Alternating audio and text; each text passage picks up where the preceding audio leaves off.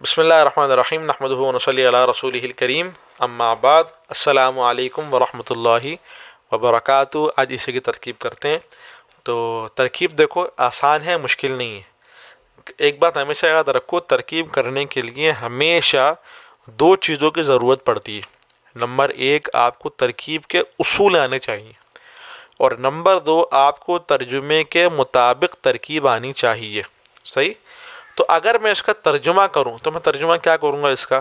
السلام علیکم، تم پر سلامتی ہو، ورحمۃ اللہ، اور اللہ کی رحمت، اللہ کی رحمت، آگے تم پر ہو۔ لفظی ترجمے کے اندر تو یہ بات نہیں آئے گی۔ اگر آپ لفظی ترجمہ کرو گے نا ورحمۃ اللہ کا، تو اس کے اندر پھر یہ ترجمہ نہیں آئے گا کہ تم پر ہو۔ صحیح؟ لیکن اگر مفہوم نکالا جائے نا تو میں کیا ترجمہ کروں گا؟ اللہ کی رحمت تم پر ہو۔ صحیح؟ تو ورحمۃ اللہ، اللہ کی رحمت تم پر ہو۔ صحیح؟ وبرکاتہ، اور اللہ کی برکت، یعنی کہ اللہ کی طرف سے برکت نا، اللہ کی برکت تم پر ہو۔ صحیح؟ تم پر ہو۔ یہ جو میں نے گرین سے لکھا ہوا نا، یہ ترجمے کا میں نے مفہوم نکالا ہے۔ صحیح؟ اور باقی جو بلو سے لکھا ہوا یہ سمجھ لو لفظی ترجمہ آپ کا ہو گیا۔ دیکھو اگر میں ترجمے کے حساب سے ترکیب کروں نا، جو میں نے ترجمہ لکھا ہے اس کے حساب سے ترکیب کروں، تو مجھے ایک بات سمجھ میں یہ آ رہی ہے کہ سلامتی ہو، اللہ کی رحمت، اور اللہ کی برکت۔ صحیح؟ اور سب کے اندر آ رہا ہے تم پر، سب کے اندر تم پر ہو، تم پر ہو، تم پر ہو۔ صحیح؟ یعنی کہ مطلب کیا ہوا کہ اللہ کی طرف سے سلامتی تم پر ہو، اللہ کی طرف سے رحمت تم پر ہو، اللہ کی طرف سے برکت تم پر ہو۔ تو یہ تم پر ہو ہے نا، یہ تو آپ کا ہو رہا ہے خبر، اور اللہ اور سلامتی ہو، اللہ کی رحمت ہو، اور اللہ کی برکت ہو، یہ سارا کا سارا بن رہا ہے مبتدا۔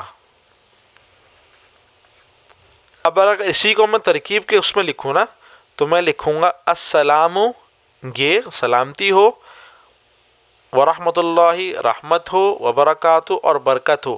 یہ تینوں مل کر بن جائیں گے مبتدا۔ لیکن اب تینوں کو ملا کر مبتدا کیسے بنائیں گے؟ تو دیکھو ہمیں بیچ کے اندر واو حرف عطف نظر آ رہا ہے، یہ جوڑ دے گا ان تینوں کا آپس میں، یعنی کہ پہلا والا ہو جائے گا ہمارا معطوف علیہ۔ صحیح ہے؟ رحمت اللہ، رحمت یہ ہو جائے گا آپ کا مضاف، اور لفظ اللہ آپ کا ہو جائے گا مضاف الیہ۔ صحیح؟ پھر مضاف اپنے مضاف الیہ کے ساتھ مل کر یہ ہو جائے گا معطوف اول، اور پھر وبرکاتہ، برکات یہ ہو جائے گا آپ کا مضاف، اور ہا ضمیر ہو جائے گی آپ کی مضاف الیہ۔ تو مضاف مضاف الیہ مل کر یہ ہو جائے گا معطوف ثانی۔ صحیح ہے؟ پھر یہ تینوں مل کر، تینوں کو ہم آپس میں ملا لیں گے، پھر یہ تینوں مل کر یہ ہو جائے گا مبتدا۔ اور تم پر ہو یعنی کہ علیکم، علیکم کا تم پر ہو، یہ ہو جائے گا آپ کا خبر۔ صحیح ہے؟ کیا کیا آ گیا ہمارے پاس؟ مبتدا آ گیا، خبر آ گئی، مبتدا خبر مل کر یہ ہو جائے گا جملہ اسمیہ، خبریہ انشائیہ، انشائیہ۔ انشائیہ کیوں؟ کیونکہ دعا ہے، اور دعا انشاء کے قبیل کے اندر سے ہے۔ تو یہ ترکیب مکمل ہو گئی۔ باقی رحمت اللہ کا میں نے مضاف مضاف علیہ کیوں بنایا؟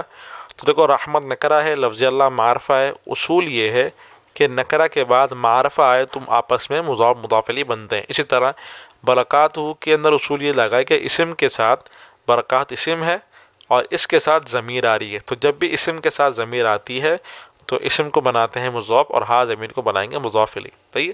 ترکیب مشکل نہیں تھی، آسان ترکیب تھی۔ امید ہے آپ کو سمجھ میں آ گئی ہوگی۔ السلام علیکم ورحمۃ اللہ وبرکاتہ۔